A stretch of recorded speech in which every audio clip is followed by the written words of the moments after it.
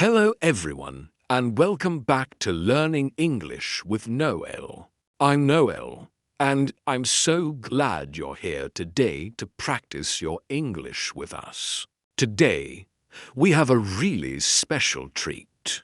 We're going to listen in on a natural, everyday conversation between two of my good friends, Hayden and Mark. Hayden will be asking Mark a series of questions, and Mark will be answering them. This is a fantastic way to hear natural English in action, pick up new vocabulary, and improve your listening comprehension. We'll be covering a wide range of topics, from daily routines to future plans. So grab a pen and paper if you like, and get ready to dive into some real English conversation. Let's get started. Hey, Mark. Thanks for doing this. I've got a bunch of questions for you today, just to get a good, natural conversation going. No pressure at all. Hey, Hayden. My pleasure. Sounds like fun. I'm ready for anything. Awesome. Let's kick things off with something simple. Could you tell me a little bit about your typical weekday morning? What does that usually look like for you? My typical weekday morning, huh? Okay. Well, it usually starts pretty early, around 6:30 a.m. My alarm goes off, and the first thing I do is usually hit snooze once, maybe twice. Chuckles, I'm not really a morning person, to be honest. After that, I eventually drag myself out of bed and head straight to the kitchen. I'm a big coffee drinker, so the first priority is getting the coffee machine going. While that's brewing, I'll usually check my phone for any urgent emails or messages that might have come in overnight. Then, I'll make myself a quick breakfast. Usually, it's something simple like toast and eggs, or sometimes just a bowl of cereal. I like to keep it light. After breakfast, I'll hop in the shower, get dressed, and then it's usually around 7:45 or 8 a.m., and I'm heading out the door for work. That sounds like a pretty standard morning. Do you ever have time for exercise in the morning, or is that something you prefer to do at a different time of day? That's a good question.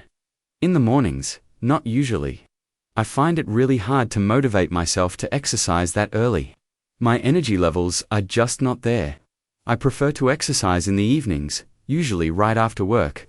It helps me de-stress and unwind after a long day. Sometimes, if I'm really feeling ambitious, I might go for a run on the weekend mornings, but during the week, it's definitely an evening activity for me. Okay, so evenings are for exercise. Speaking of work, could you describe what a typical workday looks like for you?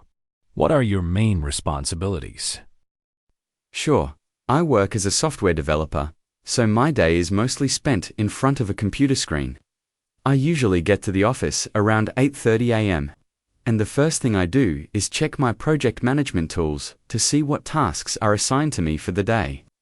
We usually have a short stand-up meeting with my team around 9 a.m., where we discuss what we worked on yesterday, what we plan to work on today, and if we have any blockers. After that, it's pretty much heads down coding for most of the morning. I'll take a lunch break around 12:30 or 1 p.m., usually with some colleagues. In the afternoon, it's more coding, testing, maybe some code reviews, and sometimes meetings with other teams to discuss requirements or integrations. I usually wrap up around 5 o'clock or 5:30 p.m., depending on how busy things are. That sounds like a lot of concentrated work. When you get home after a day like that, what's your go-to way to relax and unwind? Relaxation. That's crucial. When I get home, the first thing I usually do is change into something more comfortable. Then, depending on the day, I might head to the gym for my workout. As I mentioned, if I'm not exercising, I'll usually make dinner. I enjoy cooking, so that's actually a form of relaxation for me. After dinner, I'll often put on some music, maybe read a book, or sometimes I'll catch up on a TV show or a movie. I try to limit my screen time in the evenings, but sometimes it's nice to just zone out with something entertaining. You mentioned cooking. Do you have a favorite dish to cook, or a type of cuisine you particularly enjoy making? Oh, that's a tough one. I love experimenting in the kitchen. If I had to pick a favorite, I'd say I really enjoy making Italian dishes, especially pasta from scratch. There's something really satisfying about the whole process. I also love experimenting with Asian flavors, particularly Thai and Vietnamese cuisine. The balance of sweet, sour, salty, and spicy in those dishes is just incredible. So yeah, Italian and Asian, probably my top two. That sounds delicious. What about when you're not cooking? Do you have a favorite restaurant or a type of food you love to order for takeout? Absolutely. When I'm not cooking, I have a few go-to places. For takeout, I'm a big fan of good quality pizza. There's this small local pizzeria near my place that makes amazing wood-fired pizzas. And for a sit-down meal, I really enjoy going to a good sushi restaurant. I love the freshness and artistry of sushi. So, pizza for takeout, sushi for a nice dinner out. Nice choices. Let's shift gears a little bit. What's one thing you're really passionate about outside of work? Something that truly excites you? Outside of work, I'd have to say my biggest passion is hiking and exploring nature. I absolutely love spending time outdoors, whether it's a challenging mountain hike, a leisurely walk through a forest, or just spending time by a lake. There's something incredibly calming and rejuvenating about being surrounded by nature. It's my escape, my way to clear my head and recharge. I try to go hiking at least once a month, if not more often, especially when the weather is good. That's wonderful. Do you have a favorite hiking spot or a most memorable hiking experience you could share? My favorite hiking spot, that's a tough one, because there are so many beautiful places. But one of my most memorable experiences was a multi-day hike I did last year in Patagonia. The landscapes there were just breathtaking, towering peaks, vast glaciers, turquoise lakes. It was physically demanding, but every single view was worth the effort. We saw so much incredible wildlife too. It was an unforgettable trip, and really solidified my love for exploring wild places. Patagonia sounds incredible.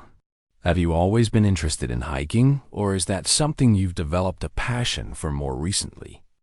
I'd say it's something that's grown on me over time. When I was younger, I enjoyed being outdoors, but I wasn't actively seeking out challenging hikes. As I've gotten older, I've really come to appreciate the physical and mental benefits of spending time in nature. It's also a great way to disconnect from technology and just be present in the moment. So, it's a passion that has definitely blossomed over the past 5 to 10 years. That makes sense. Let's talk about travel for a moment. If you could travel anywhere in the world right now, money and time, no object, where would you go and why?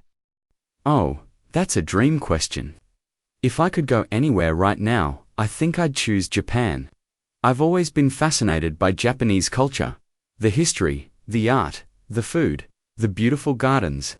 I'd love to experience the bustling energy of Tokyo, then explore the ancient temples of Kyoto, and maybe even relax in a traditional ryokan with an onsen. I'm also really interested in the blend of tradition and modernity that Japan offers. It just seems like such a unique and enriching place to visit. Japan is an excellent choice. Is there anything specific about Japanese food that you'd be most excited to try? Definitely. Beyond the sushi, which I already love, I'm really keen to try authentic ramen from different regions, and all the street food like takoyaki and okonomiyaki.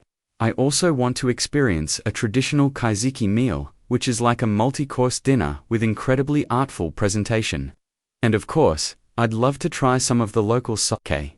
The culinary experience in Japan seems just as captivating as the cultural one. You're making me hungry. Okay, moving on from travel. What's one skill you'd really like to learn or improve in the next year or two? That's a good question. A skill I'd like to learn or improve. I'd say I really want to get better at playing a musical instrument. I used to play a little bit of guitar when I was younger, but I never really stuck with it. I'd love to pick it up again and actually become proficient.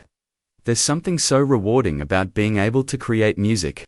I think it would be a great creative outlet and a nice way to unwind. That's a fantastic goal. What kind of music would you hope to play?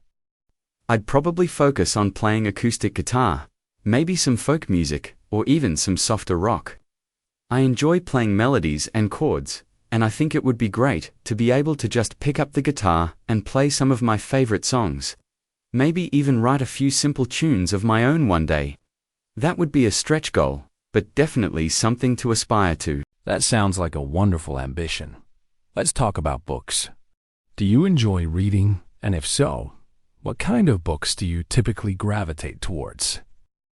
Yes, I do enjoy reading, though I don't always make as much time for it as I'd like.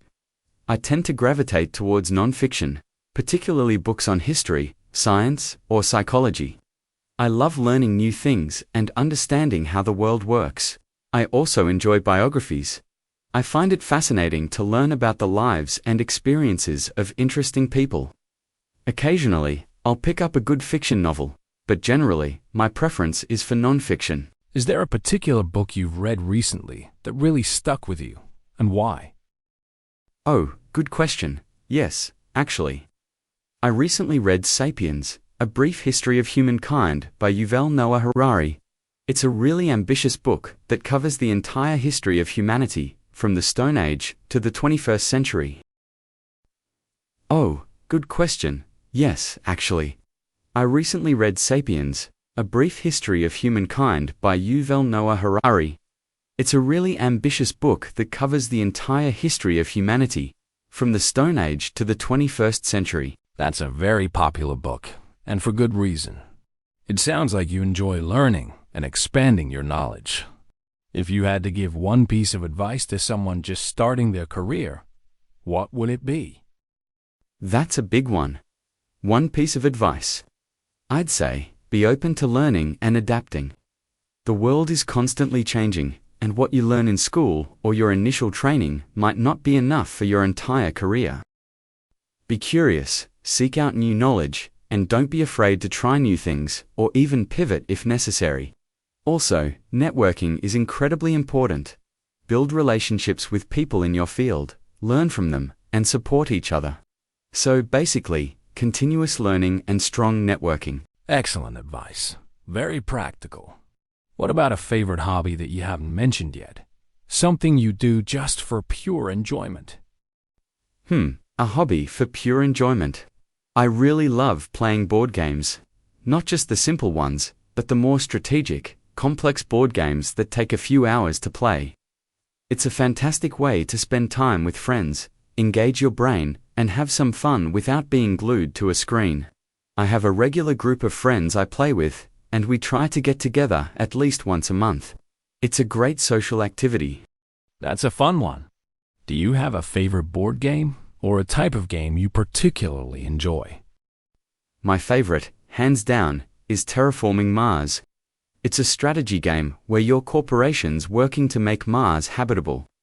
It's complex, but incredibly rewarding, and every game feels different. I also enjoy cooperative games where you work together against the game, like Pandemic. So, strategy and cooperation are my preferred types of board games. Very cool. Let's talk about challenges. What's one personal challenge you've overcome in your life that you're particularly proud of? One personal challenge.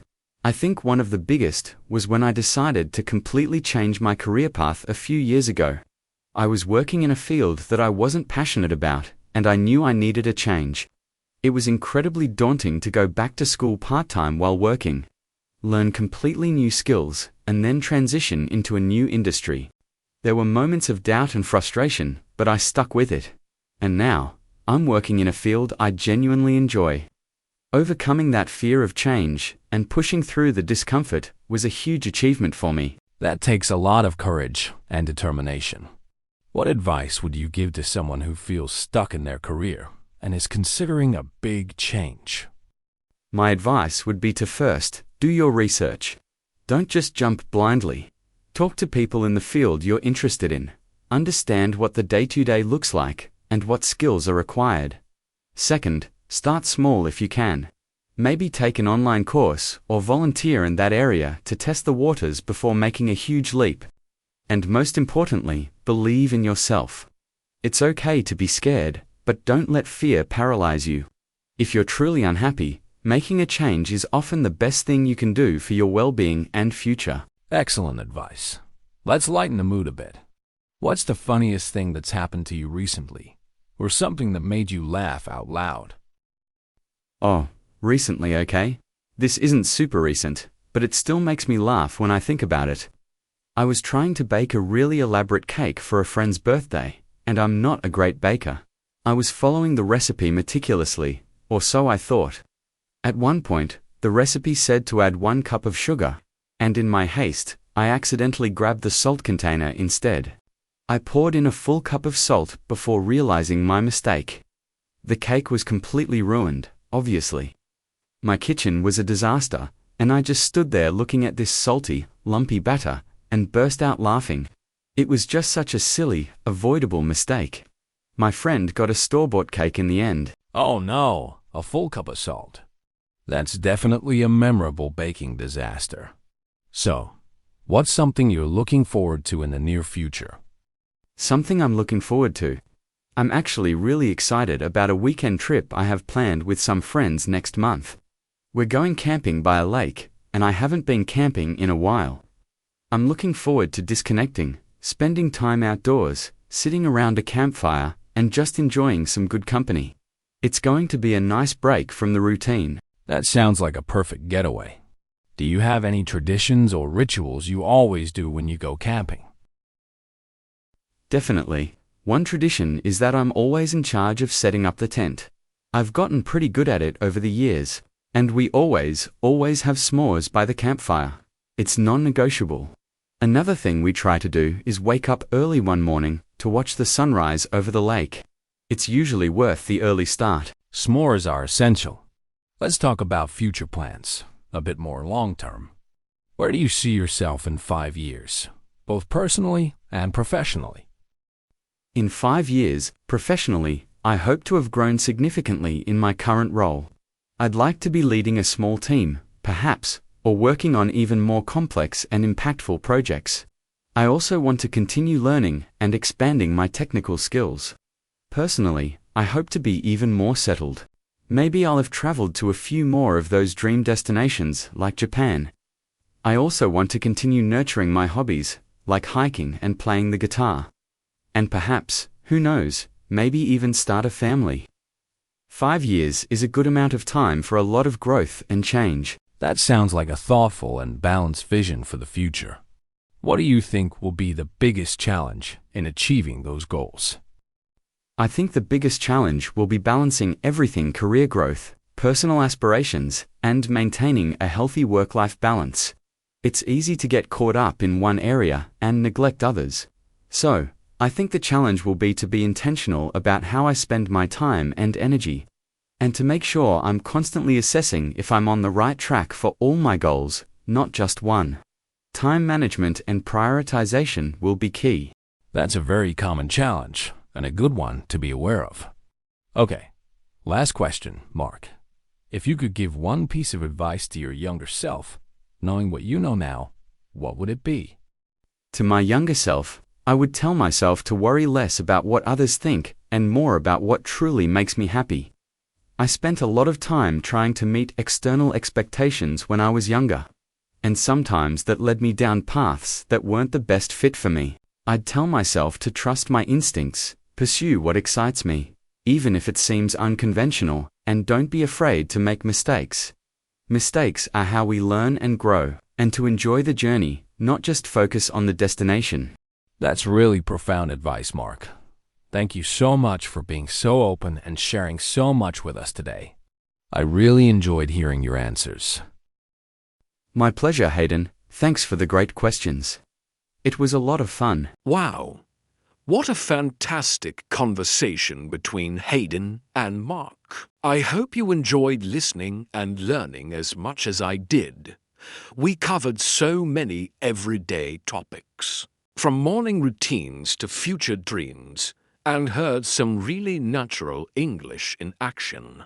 Take some time to review the conversation. Did you pick up any new words or phrases? Perhaps you heard some natural expressions that you can start using in your own conversations. Remember, the best way to improve your English is to immerse yourself in it. And listening to real conversati ons like this is a brilliant way to do that. If you have any questions about the vocabulary or anything else from this conversation, please leave them in the comments below. I love hearing from you. And don't forget to like this video. If you found it helpful, subscribe to Learning English with Noel for more lessons. And hit that notification bell so you don't miss our next video. Thank you so much for joining us today. Keep practicing, keep learning, and I'll see you in the next video. Bye for now.